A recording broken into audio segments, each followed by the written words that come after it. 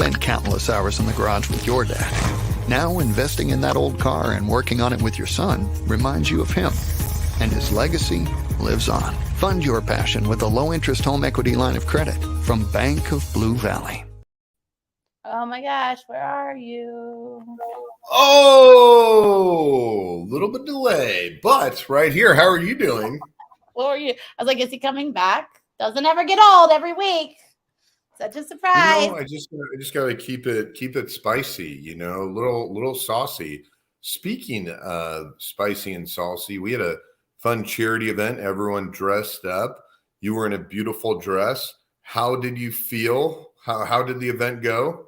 Well, I was in a t-shirt that said Wrangler with a skirt, but it was kind of like a dress. I thought it went well. Didn't you think it went well? I thought it went really well. I feel like everyone uniquely, we will figure out, maybe the audience can chime in and tell us, but there was some uncertainty at the beginning of the year with events. So no one was doing January, February, March. So everyone pushed all their events towards the end of the year. So the event was a huge success with KC Can that donates to other 501c3s in need for tangible assets or services. And it was like around 10 o'clock, this party goes to midnight, but at 10 o'clock, everyone was really kind of hitting the road. I think they've been so tired with all these events. So yeah. Everyone was there, supported, but then everyone left a little early because I think they're event out. Well, I got a trip to Vegas to see Usher. I won that trip there the other night. What? That's amazing. Not till April, so I figure I'll be walking and be able to hang out with Usher if he wants to hang out later. And totally. You'll be able to walk. And then, Usher was like, man, that was the jam of the 2000s. Well, last year I bought that same trip, but it was Gwen Stefani, and I ended up sitting right next to Blake Shelton and John Legend and Chrissy Teigen and my girl Kelly Clarkson. So it was really good. That's why I bought it again. People have never heard that story. I feel like Bank of Blue Valley and Burns McDonnell just got a lot of plugs there with celeb hookups. Right. Yeah. You guys just let me know. I'll call my girl Kelly. Just kidding. I did hang out with them though. It was pretty fun. I'm so excited about our show today. Are you excited? We got 3 amazing panelists, and I think we're all pretty excited. A lot of candid, intelligent, super successful business people. So here's the deal. I can see that there's people watching. We're getting into cold weather. It's freezing today, so I think we're gonna good for the show. Live watches, right? So if you are here, tell us who you are, what you do. Tons of networking happens over here. Are you watching from LinkedIn, Facebook, YouTube? Where are you watching us from? Super excited to see who's here. Like you said, Bank of Blue Valley and Burns and McDonnell, we're lucky that they let us do this every week. We're going to lunch tomorrow. Lisa. That's right. It's going to be a good one. There's a new fall menu out, so we'll really enjoy it. I'm sure you'll get the salmon bisque. Me? No, I won't. I'm joking. I'm not. No, I'm joking. We'll get Absolutely not. All right. Nobody wants to hear us talk anymore. Let's bring in our panel. How about that? Okay. I'm going to play the words. Give me the music. Ooh. 80s, 90s vibe. All right, we're going to go ladies first. We're going to bring everybody in. Boom, boom, boom. You guys in the audience, keep telling us who you are. Who you're excited to see today. Alexis! Drew! That's not Chris. Make that terrible. It's like Hollywood Squares. It's so bad, right? God loves us so much. Loves it. All right, so let's start with you, Alexis. Who are you? What do you do? And how do you get to Kansas City? Well, I never left Kansas City. So I've grown up here my whole life, and I have a social media company, and my favorite part of it is being the online brand voice, and it fixes a little acting bug I think I might have had my whole life. So it's good to play a different character with it, and I am basically just enjoying everything I do. I almost feel guilty. Does that make sense? It's like I enjoy it so much, and just trying to figure out what's next with it. With social media, it's just evolving so fast, and yeah, it's just I feel really blessed to be able to do what I do and flying solo. So and what's the other question? You mentioned the acting bug. I don't know if you know that Erin is in the theater and acting crew with their children that are very, very talented actors. what do you feel that acting bug, where did it originate and how has it come out in business? Oh my gosh. Where did it originate? That's really cool too, Aaron. Do you guys do theater in the park or something? Or what do you all do? They're still pretty. I don't do any of it. They're still pretty little. They do a theater in the park's our first auditions are gonna be this summer. We've aged into it now. Good. It's a blast, but it's a lot of work. It's a lot of work. It's a lot of work. Yes, driving them around and then feeding them somehow in between all that. I've done theater at the park when I was younger, but that wasn't really it. I think it's just I come from a very animated family, and my brothers and everything. We're all, we're our hearts on our sleeve and everything. But it's something I kind of wanted to do, not real seriously. I mean, truly to the point where I'm like, I wouldn't mind just being an extra and being in as many movies as possible. Because the minute you say a line, you can no longer be an extra and you have to go sign up with the acting guild and it's a whole different game. But, being an extra would be kind of fun. I'd be a drinking game for my family. There she is. So, yeah, I wish, it'd be fun. It'd be, I think everybody at one point kind of wants to be a news anchor or they're fun now. At least the news anchors are a lot of fun now and, playing a lot of parts and a lot of parts in all my clients. They're all a very unique, different brand, so I've got to put on one hat for one and then take it off and then put on the different hat, this persona of another brand. And it's a lot of fun to do that too. It keeps things spicy, keep things interesting. And, it's just evolving so fast over there in social media that it's nice to have these anchors of these online voices, to kind of keep stay yar. What is your favorite social media platform? Personally, I love Twitter. I love Twitter so much. I do. It's my favorite listening tool. It's my favorite meet new people tool. It's been on there 15 years, 16 years. My God, I don't know. It's just, I really enjoy it. It's really, really easy to meet people on Twitter, like real people. So that's great. How do you feel about TikTok? I love TikTok. I think it's a great content creation tool. And I love seeing what other people are doing, people are so clever and they're so creative. And I really appreciate all the effort people put into their content over there. And it's, gives you new ideas and don't necessarily have to reinvent the wheel. You can go over there and see everybody else. They're doing it every day, and popping new stuff out. So I really enjoy TikTok. Scott, Scott's like, don't get Aaron started on TikTok. I didn't know because I felt like you were going to ask a ton of questions. My question was, are the clients you work with, are the ones the most challenging, the most rewarding, or is it the clients that you really don't have to say much, that you're on the same page? Like, how does that work? Because there's challenging good, but being on the same page is good. So what's the better client, or am I asking a question that doesn't make sense? No, that's a great question. And I've learned to kind of ask for full autonomy because most of them they're business owners and they're small, medium-sized businesses. They are so busy as it is. Like if I come to them with analytics and things like that, they don't really care. If they have a brick and mortar, they want to make sure people are coming through the door, or they want to make sure phones are ringing. They want to they have all these other, other ways to check to see if it's working. And that's kind of our goal. And they let me experiment, with new trends and new techniques. And they let me, I always over deliver, which is probably to a fault. I say, well, I'll do this, for the month, we're going to do this. Most of them don't even want to do a calendar. It's hard for me to get information sometimes, though. I really have to sit them down and say, let's figure out what has to be said before what we want to say too.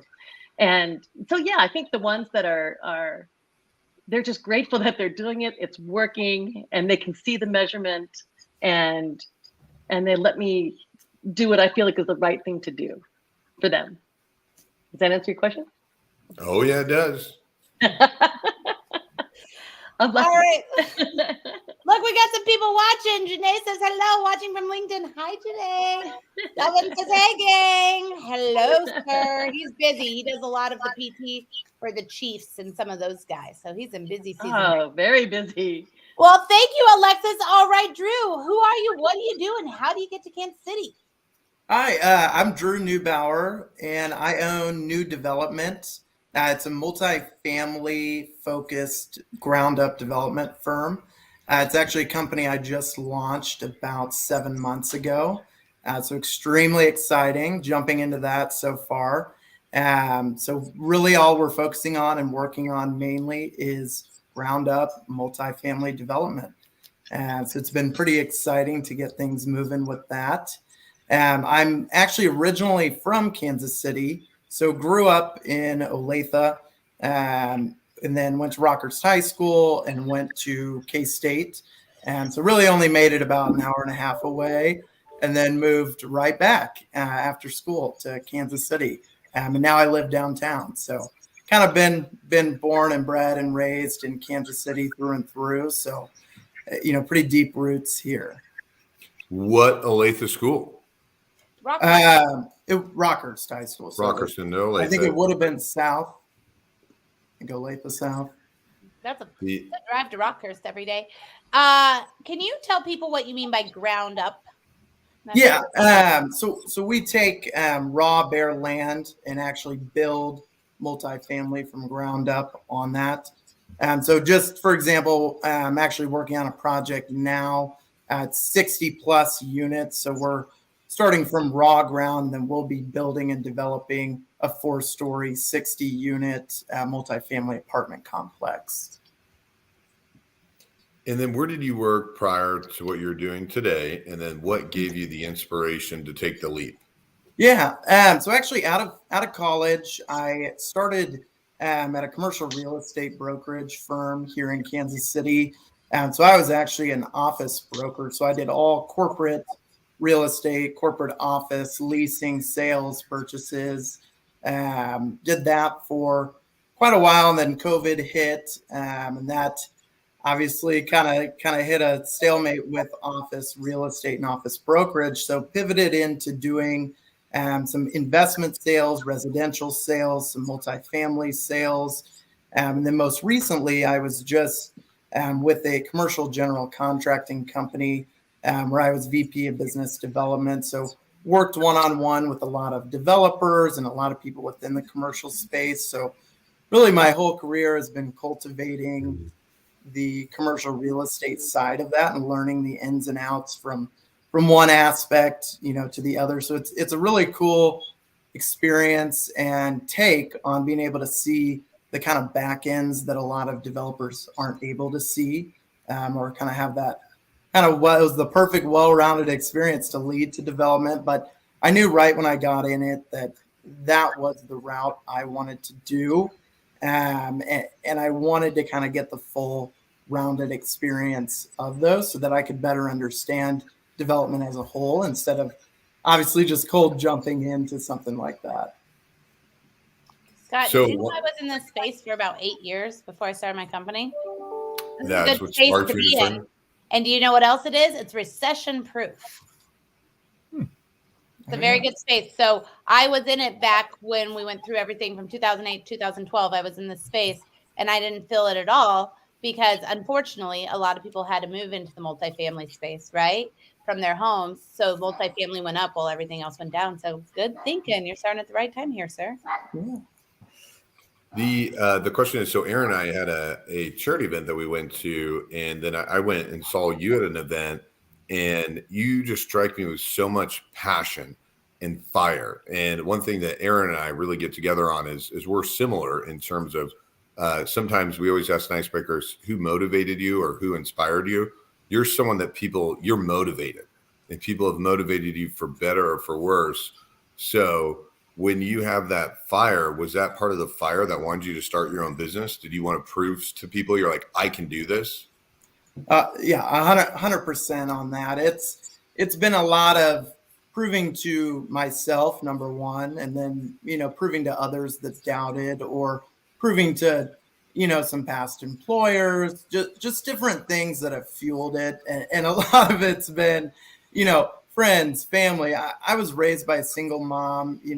I did not grow up being handed anything. So, I've worked for everything I've had, and it's been a long journey, but I wouldn't change it ever. I wouldn't be where I'm at without taking each of those experiences as a learning experience rather than looking back and regretting it or thinking it's a waste of time. I think it's all about a mindset and really pivoting to the way that you approach things so that you can adapt to anything that happens. And I think that's really the foundation of any company development or real estate or not. And so it's really, I chose my slogan as people driven, passion fueled.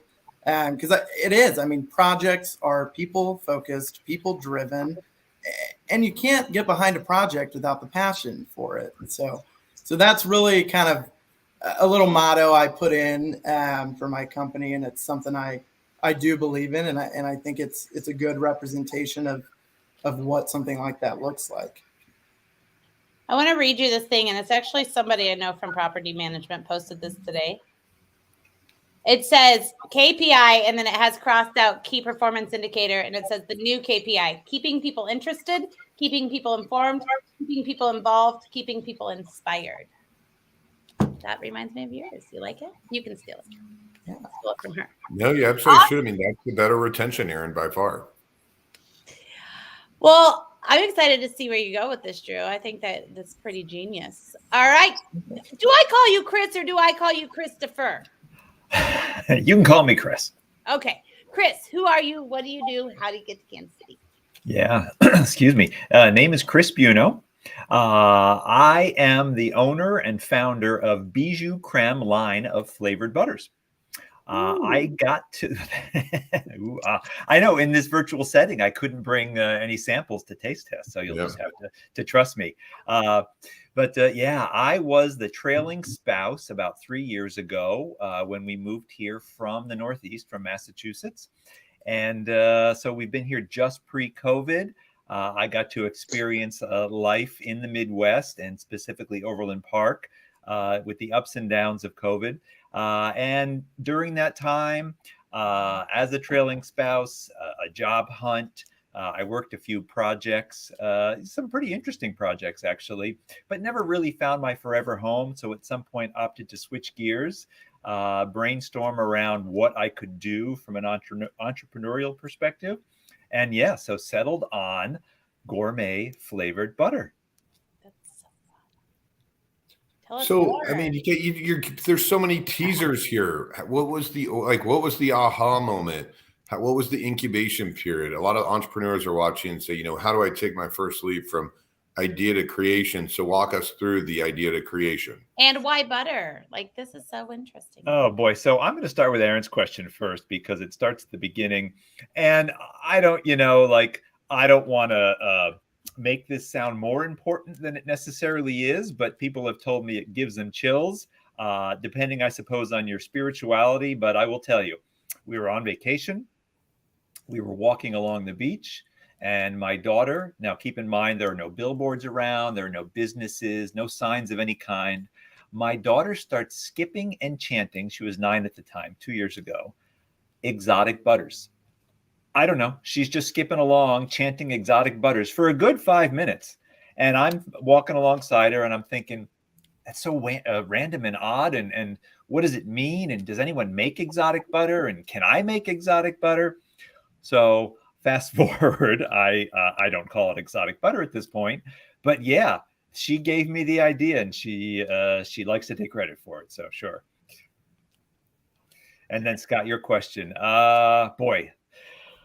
Oh, it's interesting. I'll actually be doing. Can I talk? Geez, I should have asked for this before. But there's the Global Entrepreneurship Week (KC) coming up here, and Aaron's I'll be a former speaker.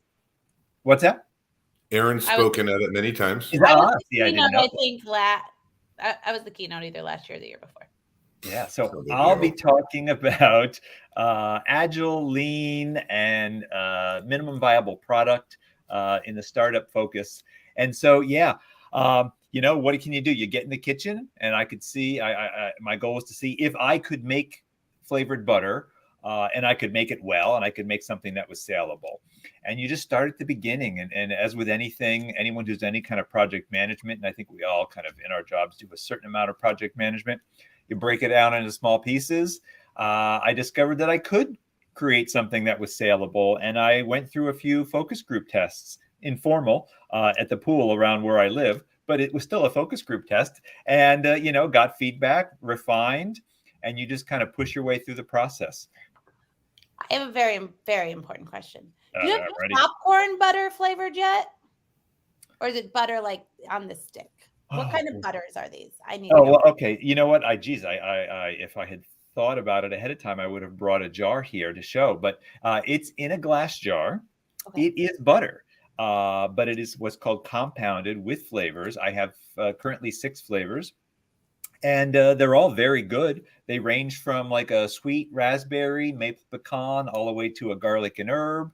There are some spicy flavors in there. So you would use it as you would use butter, but instead of putting butter on a piece of toast, a croissant, maybe a dollop on a steak, you would now use flavored butter, and it takes your food and kind of elevates it to a different level than it would be if it were unflavored butter. Where do you purchase this butter? Well, fair question. So I'm currently in 6 supermarkets. I would suggest going to the Bijoux Crème website, looking at the store locator, and you can find where I am through that. I've done Overland Park Farmers Market, has been great. I'll be at the Holiday Boutique at the Overland Park Convention Center. It's just before Thanksgiving, and then the Overland Park Farmers Market has their I forget, it's like the Winter Market Festival or something on December 3rd. Okay, I have to tell you my favorite part of Holiday Boutique besides your Please. butter. I don't know if you guys have ever been there, but Scott, you should send Julie there for this. It's my favorite thing. Actually, I go during football games. Actually, huge Holiday Mart fan. You got to get me away from sticking my pretzels in that butter. Holiday Mart is put on by Junior League, which is an actual nonprofit fundraiser. So actually, you should spend a lot of money there. Especially I did that too. Yes. For a couple of years.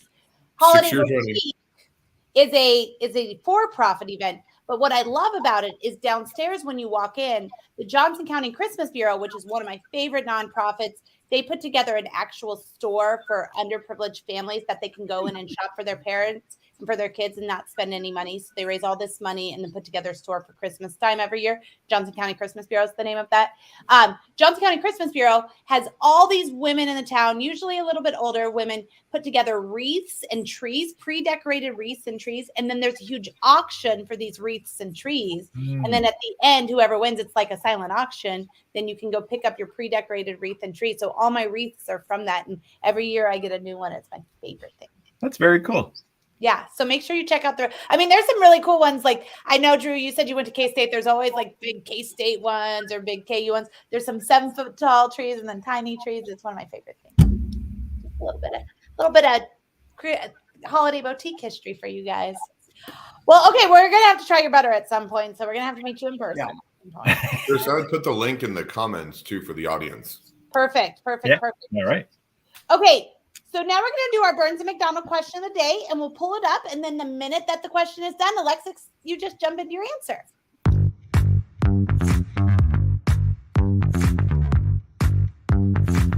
Hi, my name is Megan Stretz, and I'm an HR business partner here at Burns and McDonnell.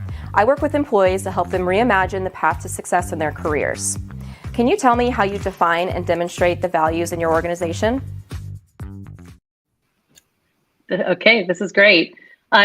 I really want to work with clients who will let me be an early adopter, to new technology, new trends, anything that is evolving or will evolve. And it's all evolving all the time. Those are like my ideal clients. And that's how I can surround myself with those people who allow that and encourage that, because they're kind of early adopters too. So for me, that's a big deal is staying on top of things and being right up there, riding the waves with them, and kind of first one through the wall. You might get the bloodiest, but you'll be remembered. Love it. How about you, Drew? Yeah, I think this is great because this is something I've built my entire foundation on is strategic long-term partnerships.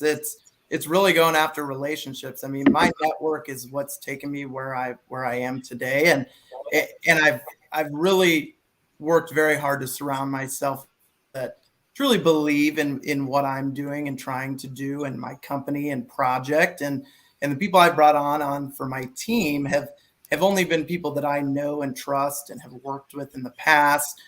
And those are the long-term kind of committed relationships. I want people that are invested now while it's the size it is, not just because it's a large company down the road, which it will be. It's really about the people getting in and building that foundation off of all relationship based. And really, you need to surround yourself with honest people that truly believe in your passion.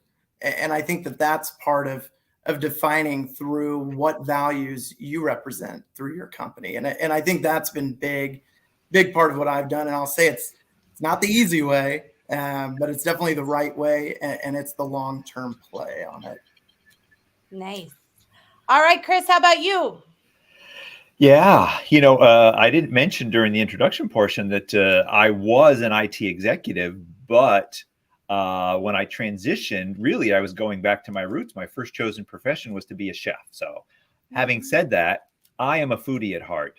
And so when we talk about values and how I demonstrate those values in my organization, my goal with my product line was high quality, as healthy as it can be. And of course, people don't often associate butter with health, but it turns out, especially when compared to margarine or some of the alternatives, it is super healthy. But really, to take my ingredients from sustainable practices, regenerative practices.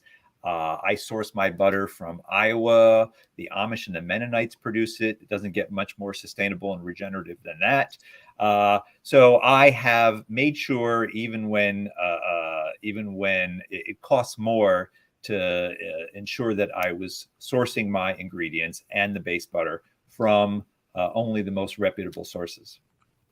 Does it get delivered on a buggy? I actually have driven up there to get the butter. I have seen the buggies, but no, it would seem like a big ask for them to deliver it on a buggy, what would otherwise be a 5-hour drive. So could you deliver it to customers on a buggy? That would be even a little tuk-tuk. That would be fun. That'd be really cool. Yeah. Janae says, get registered at a Kansas-made products at Land of Kansas, Kansas Department of Agriculture. There's a fee, but you get marketed throughout all of their platforms. I'm already a member, but thank you, Janae. Oh, nice. And look, Drew William says, hey, all watching on LinkedIn. Always love hearing from what other ATOs are up to. L&R Drew. Love and respect. I don't know what any of those letters meant. Billy has now watched the show back-to-back weeks. He needs to get on the show. Billy Miller? Is that we call Billy him Miller, Mr. William on LinkedIn to be professional, though. That is real. He went from William to Billy real fast, though. People are onto him, I think. Yeah, no, he's a super amazing guy. He needs to come on the show. All right, listen, can you guys believe we're almost halfway through quarter four? Quarter four, how did this happen? Anyways, what I want to talk about now is, it seems like just yesterday we were talking about all of our 2022 goals. So Alexis, where are you at in your 22 goals, and where are you looking to be and accomplish in 2023? No, I'm ahead of pace, which is great. So I'll finish this year really strong. But I'm always trying to think of like a word each year that's gonna, get me through that year. And this year, it's curiosity. But it's gonna be a tough one to beat because I just want to try to remain curious about everything, and that's kind of what helps me learn more, all the time, constantly. And yeah, I don't know. I don't know what the new word is yet. So I'm kind of open for some, pioneer keeps coming back too, kind of being the first at a lot of things and trying new things that are unknown to me. So that might be the next word. I feel like that went with Pioneer Buggy. Like maybe that was a sign. Maybe. And butter. Butter, all of that with the Pioneer. Pioneer, that's an interesting word. I'd be interested how that goes. Yeah, it's kind of being the first type, of things and traffic going places within your industry that aren't well known maybe, but should be. So. And how long have you had your business? I've had it since 2008. Okay, so for right at the beginning. Yeah. I didn't plan on starting a business. Did you have MySpace back then? Oh yeah, I still have my MySpace account, and I go by that once every 2 years, and I type just blowing the tumbleweeds off my account, and I just let it ride. So, but it's all music now, which is really interesting, and so if you're really into bands, it's a great place to be. But yeah, I try not to delete any old accounts. Yeah, I was just thinking about Clubhouse today. I'm like, I don't even know if it's still up. Probably is. For the audience, can you guys educate on Clubhouse? Because I'm sure I was not invited, but I know a lot of people, like, it was a big deal. Like, what was it? It was a big deal. It started out really great. It was just a really great forum to go and to meet people who were like-minded people, or if there's something you wanted to learn about, and people speaking very frankly about their industries, and then it turned into this big, like, self-promotion. Like, let's say you wanted to go into a room, and let's say just off the wall, they're talking about ghost stories. Well, it would turn into like this huge self-promotion room. And so it's like, it became kind of, I don't want to say an ugly place, but people argued and politics got bad. And it was, I haven't been back for about a year and a half.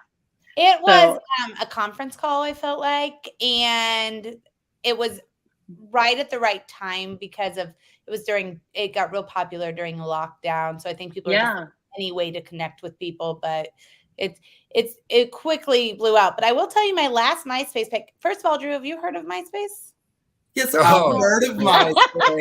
Hey, my first phone was a Nokia flip phone with the extender antenna, so I know what's going on. Wow, baby face on you then. My last picture I ever posted on MySpace was opening night at McFadden's, me and Vanilla Ice. Oh, that's awesome. Hey. I'm gonna bring that over to something else later. Well, Aaron, I know you got to go to the next question. Vanilla Ice at the time, when I was booking events in Manhattan, Kansas, even though I went to KU, I found out from my buddies at ATO and Sigma Nu and SIGUP that Vanilla Ice was $2,500 to book, but it was $10,000 to get them to sing Ice Ice Baby. Think about that. So basically everyone had to pay 10 grand. So fun food for thought.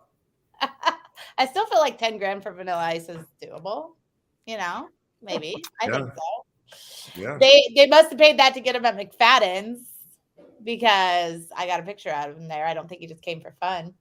So Delvin says Clubhouse was a great way to connect with people without having to do a Zoom call. I think it was right when we were all real zoomed out then, right? So luckily Zoom survived. Clubhouse not as much. Drew, where are you? It sounds like you've had a busy year. 2022, where are you at on your goals? And what are you planning for 23? Yeah. Well, it's been an interesting year. I mean, the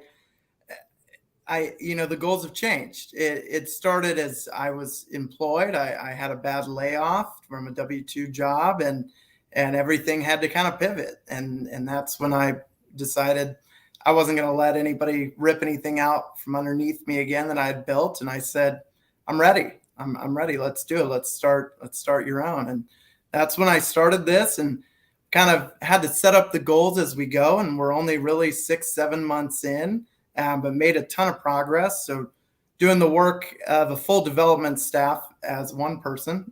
So it's nonstop, but I love it.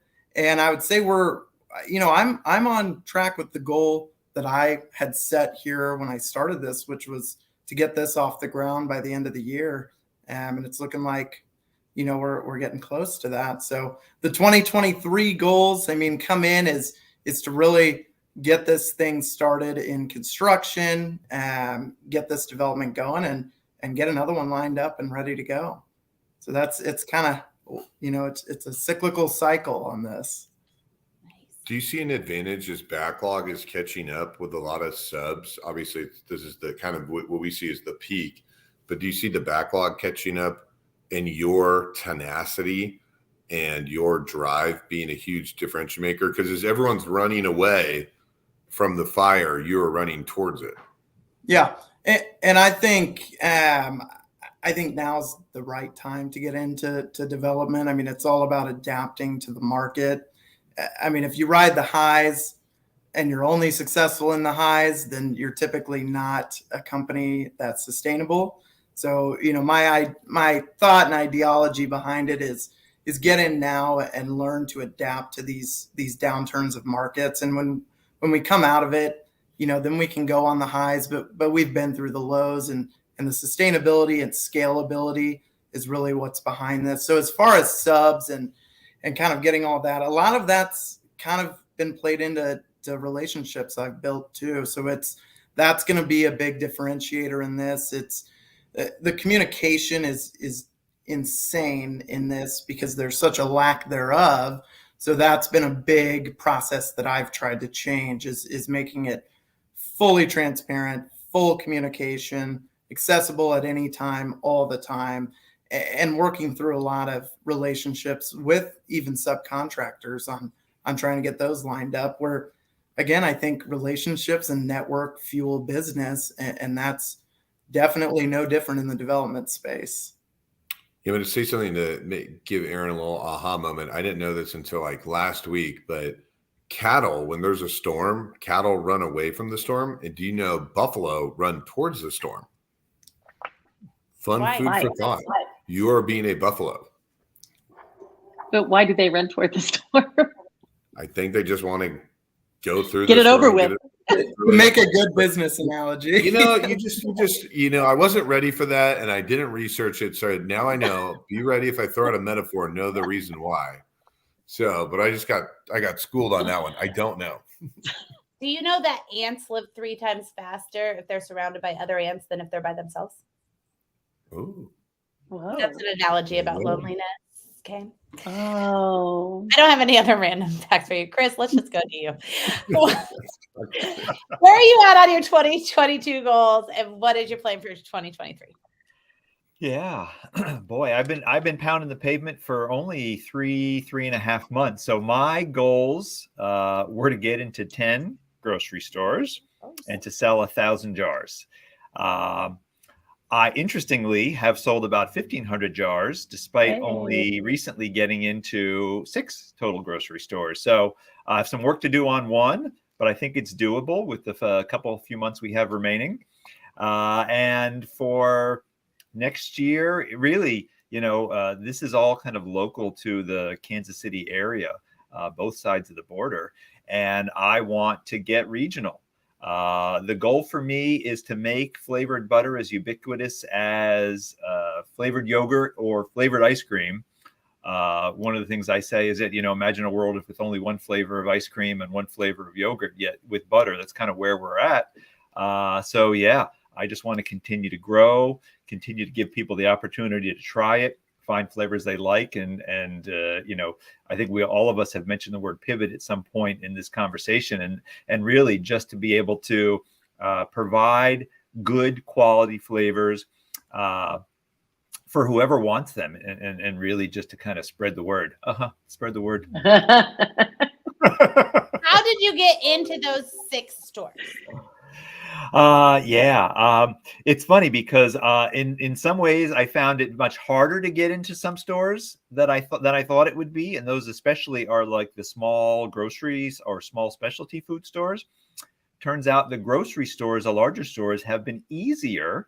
I go in with my product, I lead with the product, I give some insight into my vision, and once they taste it, and once they kind of get a sense of where I want to go with it, it has been somewhat easy. So knock on wood, that's the process I'll go with. I go in with samples and just kind of talk about where I've been and where I want to go. And do you just do direct to consumer, or do you do any like wholesale or anything like that? Yeah, so I wholesale to the grocery stores. And I have been doing direct to consumer at the events like the farmers markets and the holiday mart. Last 2 weekends ago, it was the fall chick event. That was fun. The goal it's really farmers markets aren't scalable in the sense that I can only kind of interact with a certain number of people as an individual. So really it's to transition from that into distribution, grocery stores, regional, to eventually get into some larger stores that have a bigger reach. What about restaurants? Does anybody carry your butter yet or anything like that? Yeah, it's an interesting question because it's certainly something I've considered. The real high-end restaurants, I think they prefer to make their own, even if they are somewhat limited in flavors. And I don't say that as a criticism, but there's certain flavors. There's a honey butter or garlic and herb that are kind of the go-to flavors. Mhm. And then, some of the lower end restaurants or even like fast food probably aren't going to carry it. So I've thought about it for those kind of middle of the road. It's a terrible phrase, but in any case, the restaurants that are like more family style. But I haven't gotten there yet. So we'll see. We'll see. You said earlier you were talking about where you source your butter from, and Yeah. I'm putting words in your mouth. Therapeutic, but there was like a health benefit to it. Can you kind of educate the audience in terms of sourcing your ingredients and why it's better than 95% of what we find in the grocery store? Yeah, boy, it's an excellent question, and I wish I've got I've got it my setups at the various markets. Did you know? And I'm going to not do terribly good justice to this, so I would say go visit my Instagram page. You'll find the facts list, but really, thank you. That's very good. Nice. I'm on it right now. If it's organic, right, it's going to have more heart healthy omega-3s. If it's grass fed, similarly, it's going to have there's something called CLA, something linoleic acid that is for brain health, and I think it also is heart healthy.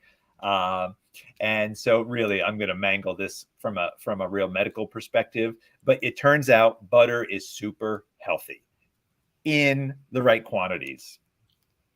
And are you on TikTok? It's funny. I am. I love TikTok. It's just fun, and as Alexa said, people are just so creative. It's amazing to me how creative people are. And so I have a few videos up there. What's funny, I mentioned my daughter. So she's 11 now. If you were so interested to see her work, you could see the Halloween special offer that she created, the video that she created, all on her own. I had no part in it, and I mean that in the sense that she's very innovative and autonomous. So she did a great job, and I've paid her for it, just so everyone's clear, and let her know that if she does any more, that I also am willing to pay her for those. So they're going to take over me and Alexis's job. My 10-year-old she wanted to make a video for one of our publicly traded clients, and they used it on their stuff. And I'm like, I'm going to be out of a job here, or you're going to have to take over my company soon and hire. I know. And it's like, I kind of got on all this in the first place just to try to know more about what my kids were going to get involved in, right, so that I would know what the heck they're doing. And so yeah. I love that your 11-year-old and that she's willing to help you. Most people I know, their kids don't want anything having to do with what their parents are doing. So Christopher, you're way ahead of the game. Well, thanks. She made me pay her. For free, I it would have been a non-starter, but Good for her. Exactly. Good for her. Awesome.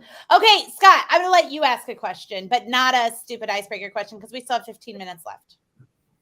No, I know. So, Alexis, what is one thing that you feel sets you apart in terms of your vision of where you see your business going? We talked about younger people maybe, doing it a different way or putting us out of work, as I'm worried about on what I do. But what's one thing from a vision standpoint that you feel sets you ahead?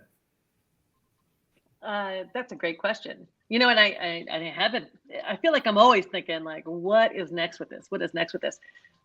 But I enjoy it so much that in fact, I've tried a couple times to pull back from it. I've sold off part of my companies before, and to do this but I keep coming back to content creation and, being the brand online voice and stuff. I just really enjoy it, but I need to do something different. I need to get uncomfortable. And I'm not sure what that's going to look like yet, but it's funny when I go to events and or meetings that have social media people in it too. The younger kids are attracted to what I'm doing. In fact, I tell a lot of them, they're like, "How do you do it? Like, how did you get there? What did you do?" And so I'm really happy to share with them anything that'll help them take a step into owning their own business or having their own side gig, whatever it is they want to do to get involved with social media. And to anybody who wants to do anything, I'm like, wow, you just freaking do it. You don't have to get permission from anybody. Just do it and start. Even nothing's ever going to be perfect. Just begin. And like Christopher and Drew, like it just began. I love it. You didn't really wait. You kind of said, I'm just going to do this, and I love it. And here, that's what it takes. That's all it takes too. So I don't know for the vision for.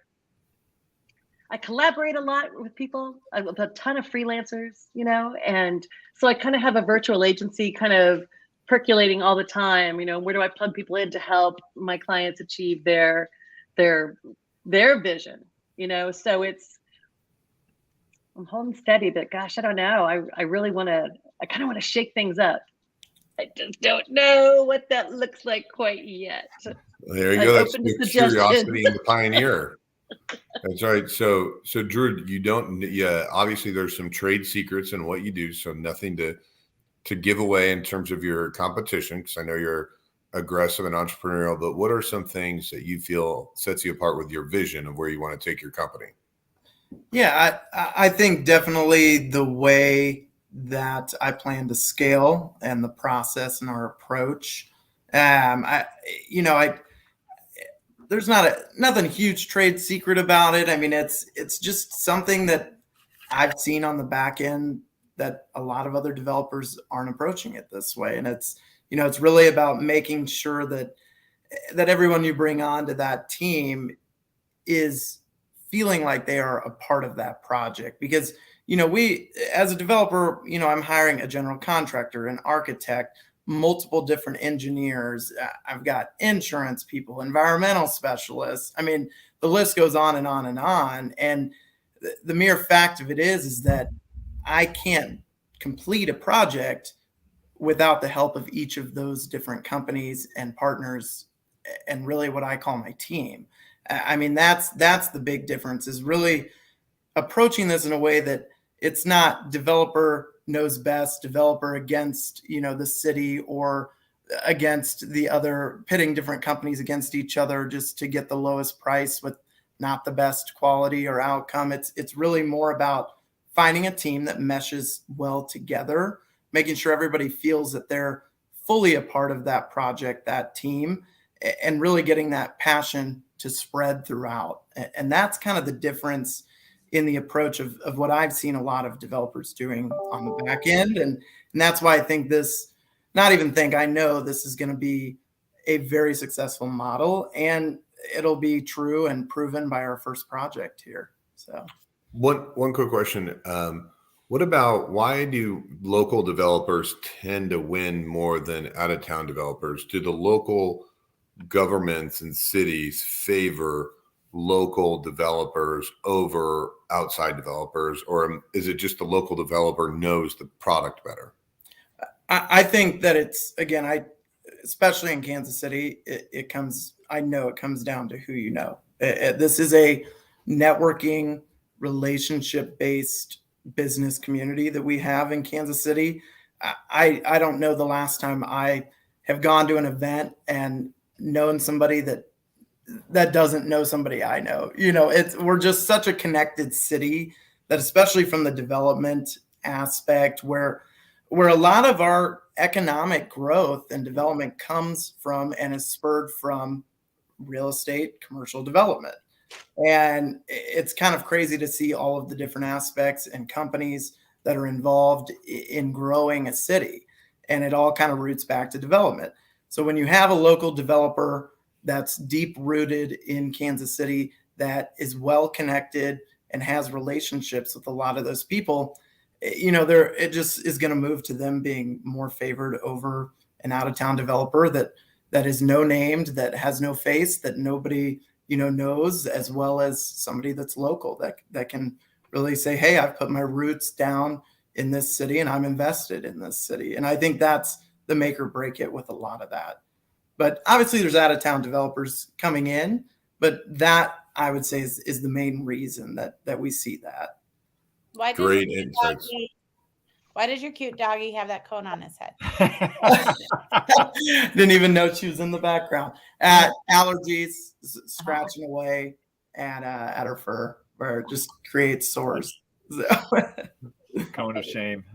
Yes, Can Alexis. I ask? I'm just thinking more about what Drew was saying. And before my life, before social media, I had a mystery shopping company. And one of my biggest clients were in residential development, like development properties and builders. And when 2008 hit, every developer that was not from Kansas City packed up in the middle of the night and left. Like, didn't pay people, didn't do it. I mean, it's like they all decided it on this one night. They were all leaving, just left everything and bolted. And Drew won't do that.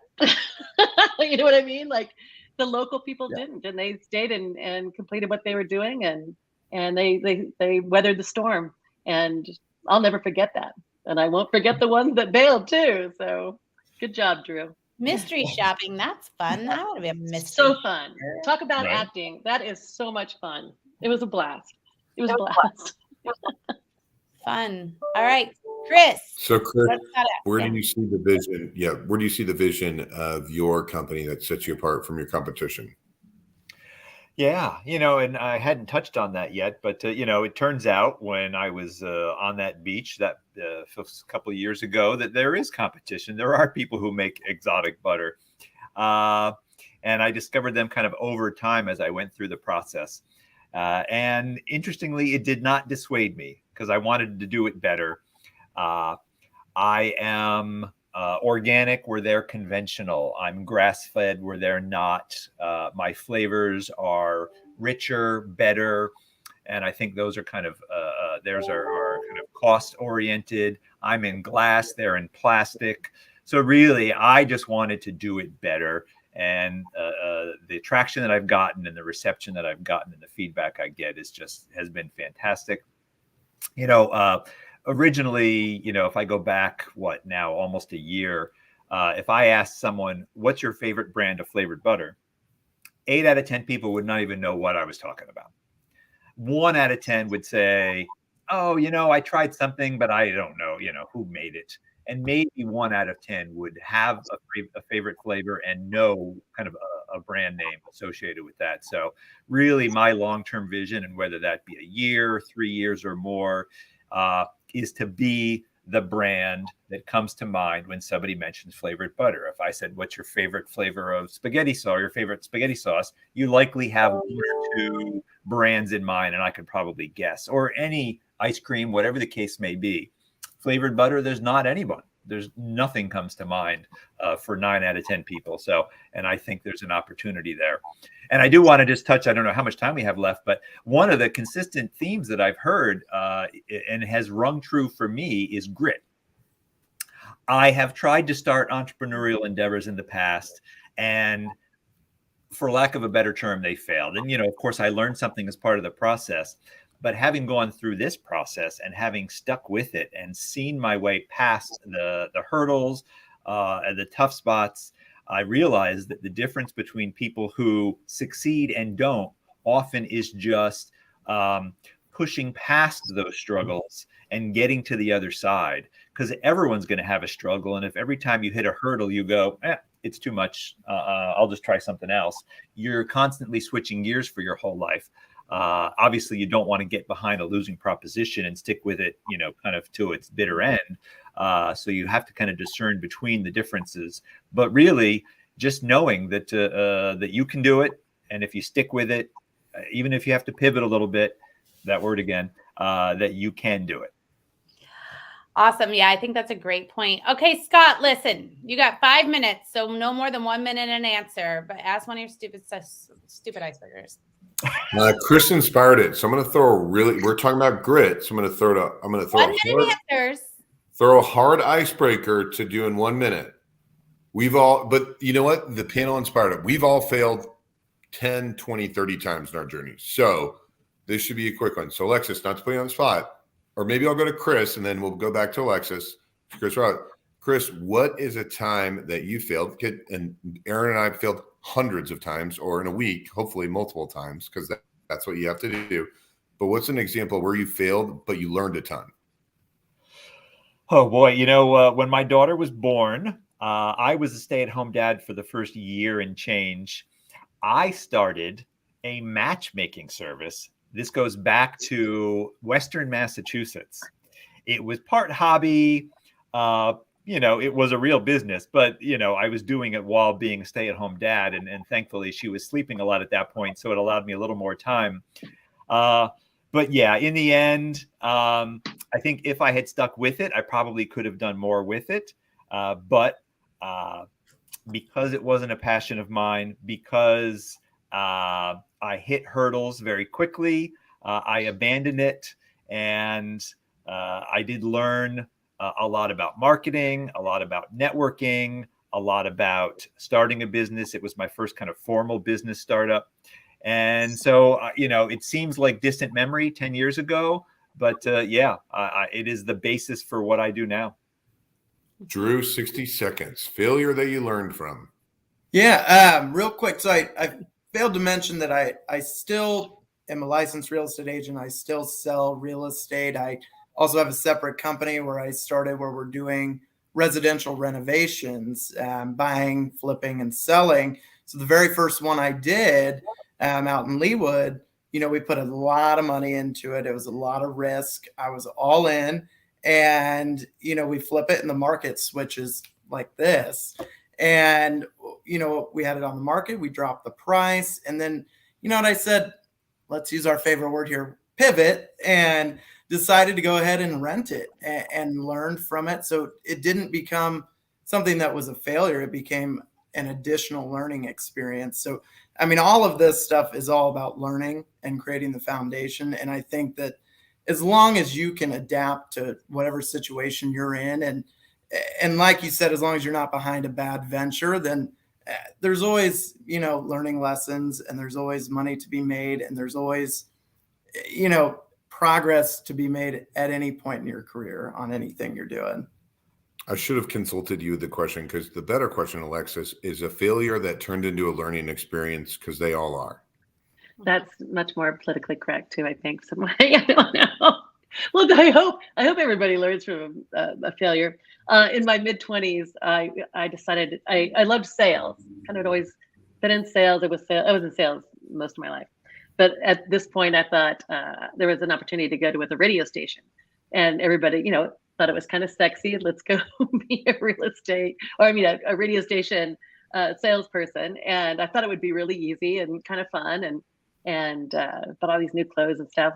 And I go, and I didn't really investigate what the station was very well before I went. It was just, I kind of went off based off what people told me, come over here, do this with us, And it was KFEZ, which is no longer around, and that should hit you off there at KFEZ. It was music of your life, and which we all called it music of your death. Their listeners were dying off every day. It was not a sustainable model for a radio station. They weren't getting new people every day. And the owner was very old, and he was just playing the music he likes and stuff.